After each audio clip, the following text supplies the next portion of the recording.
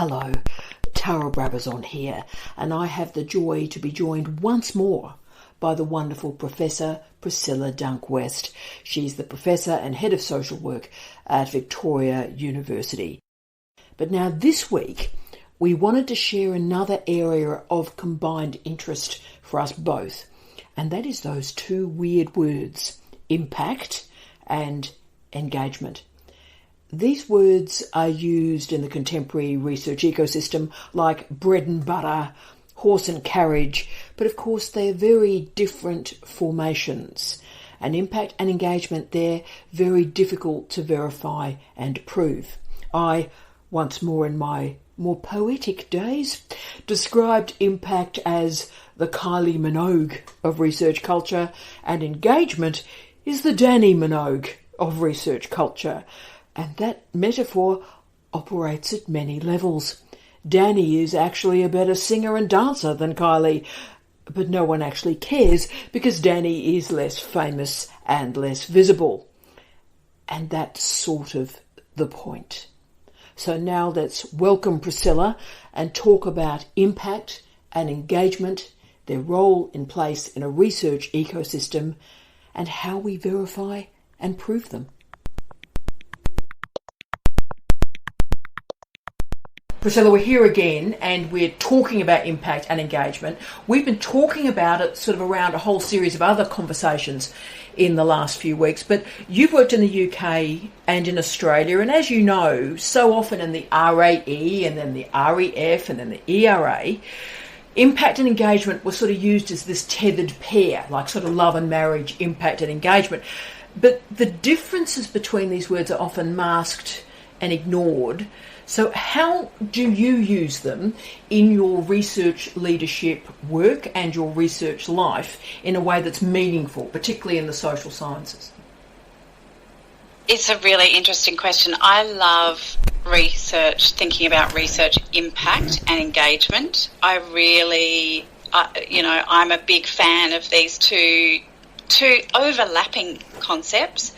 And just to kind of go back, I think it relates to research quality, obviously. How do we judge that the research we're doing is of quality? And I think you can't answer that question without thinking about research ethics. Yeah. So research ethics, I think, matter in these conversations. So, for example, I was thinking about research engagement and impact when I was writing this book, Qualitative Social Work with Kate Saxton. Mm-hmm.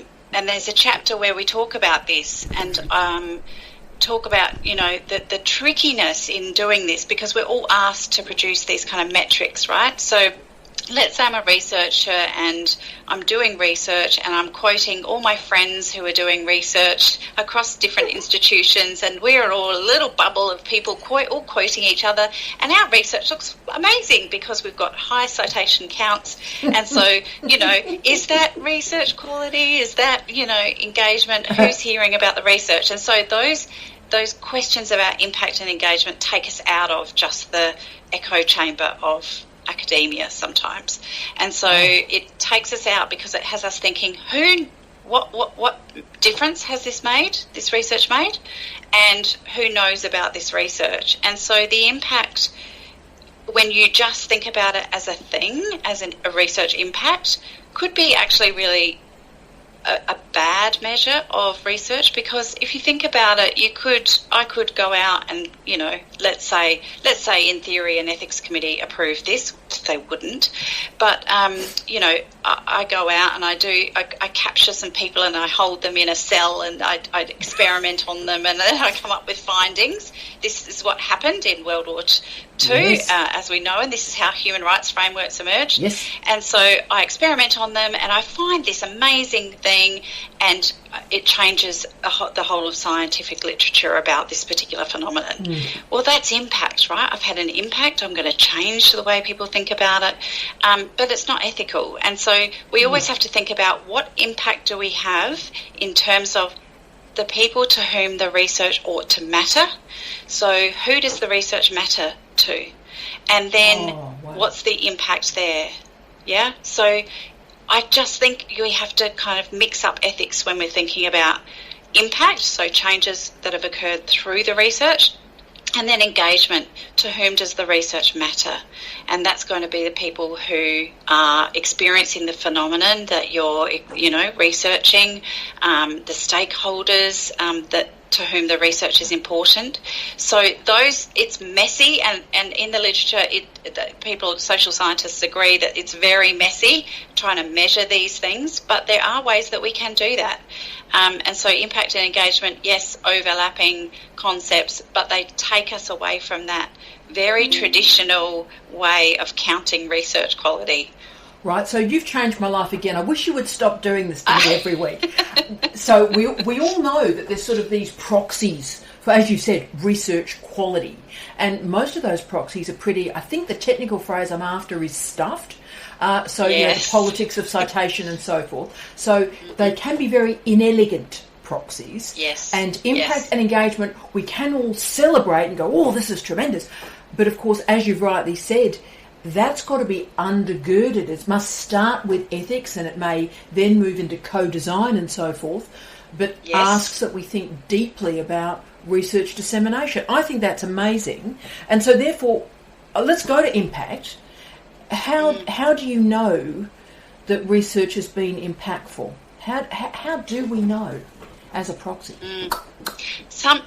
And also, how do we know? And then, how do you know if you've changed someone's mind about something? How do you measure that? So there's some things that we can't measure.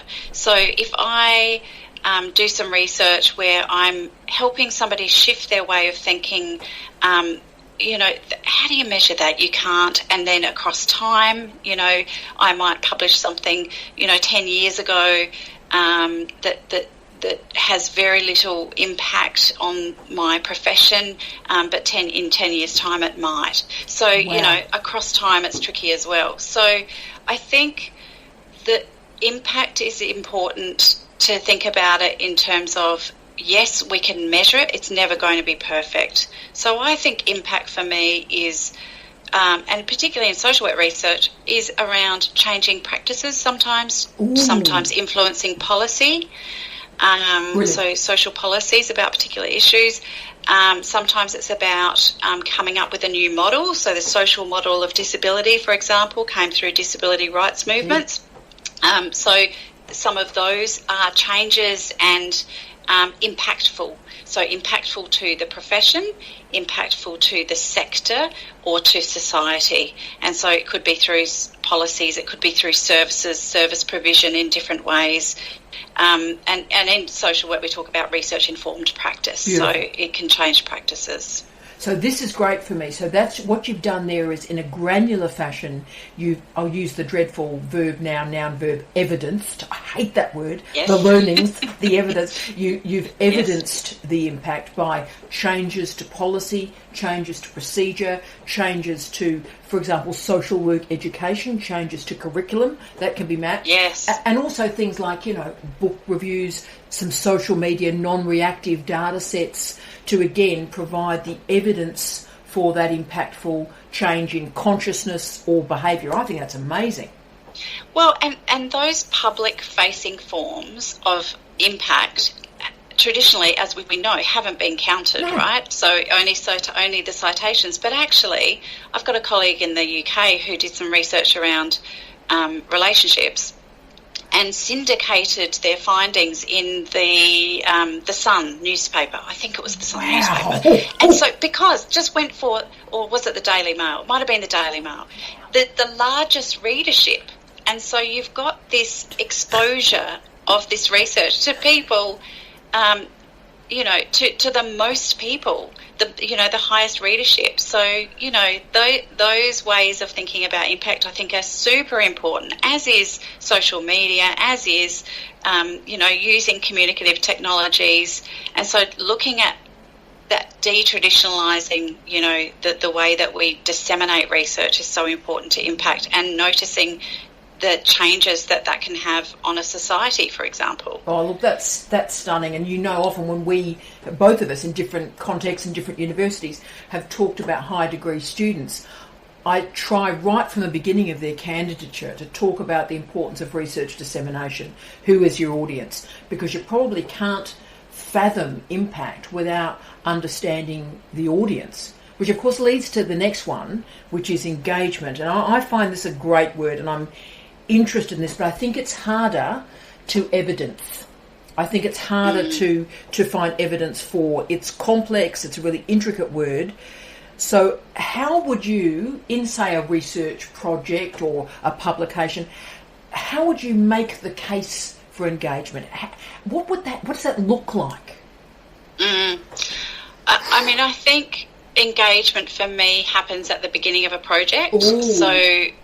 So there's a kind of clunky attempt with funding bodies at the moment in Australia to nod to this by talking about co-design, like you have to have something that's co-designed. Yeah. But actually, conceptualizing the research problem is a political act, right? The way that you frame a research problem, the questions we ask are really laden with the weight of history, with social attitudes. It's a very powerful thing to ask a research question. And so it's really important that we get that right as researchers. And so engagement could be speaking to a group of people with lived experience of a particular phenomenon. Wow. To have feedback about that research question. That's engagement for me, and that then would occur through the research project. I reviewed a book not that long ago that was about children's participation in research, I think, about children and young people in care or something like that. And in the book, the editors sent and worked with young people to give feedback on the chapters. And so it was a beautiful case of that participation in research by people, including the writing up of the research. So that engagement with that community of people is really powerful, I think. And again, you keep doing this to me. We use the word iterative a lot, iterative feedback, yes, scaffolding, yes. And yet we use it a lot in teaching and learning. We don't use it enough in research, because I suppose it's a lot easier to we have the research questions, we've got the methodology, we do the data collection, and then we do the data analysis. And we've got this, and I'll say often pseudo-scientific or positivist methodology, was actually what engagement asks of us is to sing in the spaces between those structures and ask, open ourselves, like death dollars, we always use the phrase, hold the space. What we do is engagement holds the space for all sorts of countervailing ideas. Absolutely. And I think researchers' engagement with communities that they're, ought to be embedded in, occurs across the course of a research project, but also should take the position that the research problems come from that community itself, not from a researcher. It's not that top-down kind of approach. And so I'm using my hands a lot to do this iterative process, but I really think it is a doing alongside rather than a top-down. I'm going to do some research and hold all of my research knowledge and power and do this research to advance my career, to make a big name for myself, to, you know what I mean? So thinking about, whose voices have been ignored historically in this research, is the research problem that you think a problem, is it a real problem? Do people see it as a problem? And so that co-design, as well as the lived experience stuff, right? So should I be the person doing this research, I think is something that we should ask ourselves as well.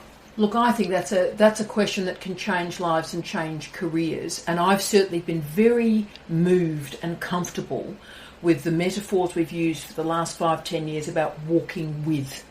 So we're not researching on, we're walking with, and we're not walking ahead, we're not walking behind, we're walking with. And that metaphor, when put into an ontological framework, I think can change how universities operate, which I think... It's owning our power, right? It's acknowledging the power that research has had, and let's face it, research has done some awful things historically.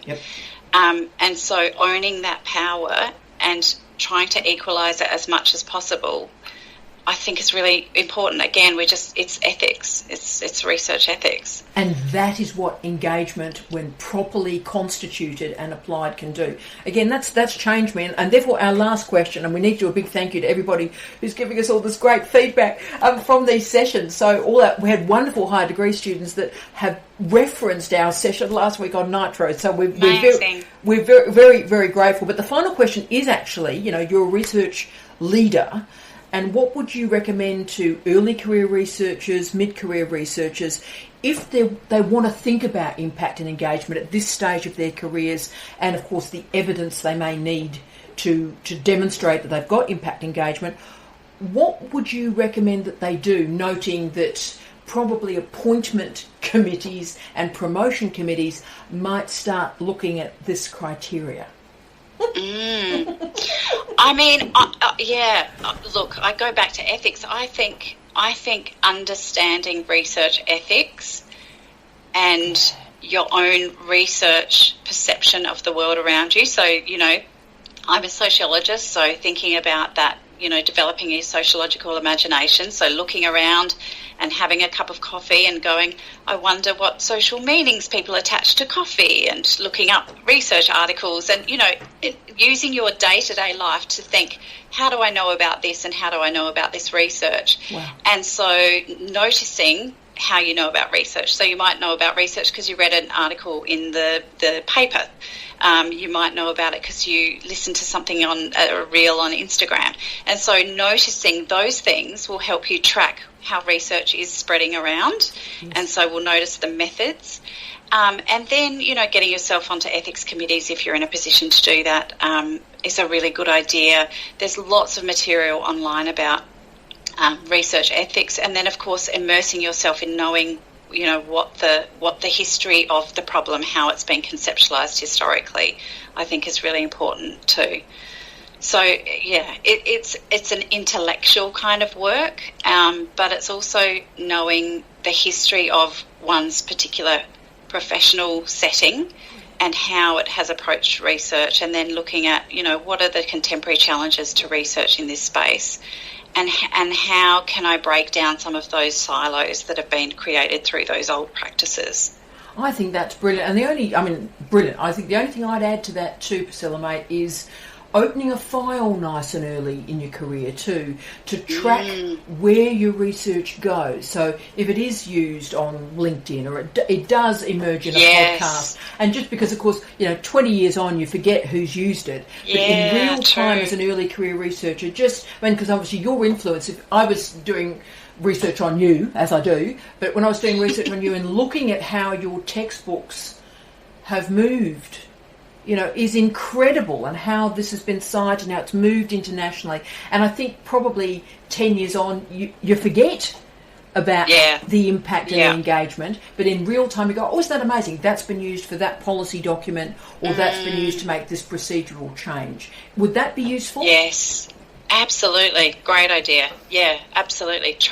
Map it so it becomes a dual process. So you notice how other people are mapping their research, or how you know about research, and then that can give you ideas about where to go, but also to hold that. Because that's the thing, it's difficult to map sometimes, and you forget, right? Because it's a network. Once it goes out into the world, it then, say you write say you talk to a journalist who writes something about your research or quotes you, you might get contacted by email by people saying, oh, that research, is there anything else about this? And then that goes to another syndication, and then it goes somewhere else. And so, yes, being able to sort of map that out, I think, is really important, and to hold on to. I wish I did it. It's a great idea. Look, I did too. I'm obviously far closer to death than you are, but it's almost like a morphology of a career. It's providing sort of the narrative, the folktale, the storying, rather than the storytelling, the storying of your career that is providing the evidence for the impact and the engagement. So, look, you've changed my life here. You've changed my life today. I'm interested in these words, but you've given me a different interpretation that I've never thought about. So I'm so grateful to you. I'm so grateful to these conversations. Thank you for being you. No problem. It's a pleasure, as always.